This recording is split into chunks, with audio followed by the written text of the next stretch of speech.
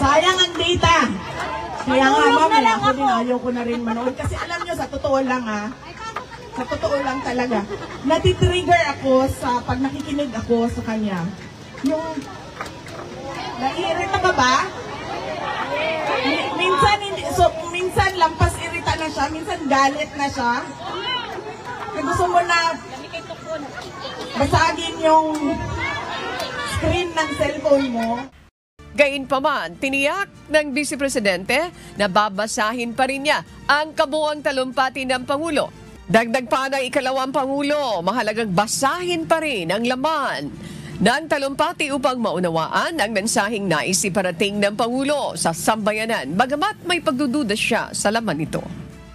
Kailangan natin magbasa kasi kailangan natin malaman kung ano na namang pambobola ang sinasabi sa taong bayan.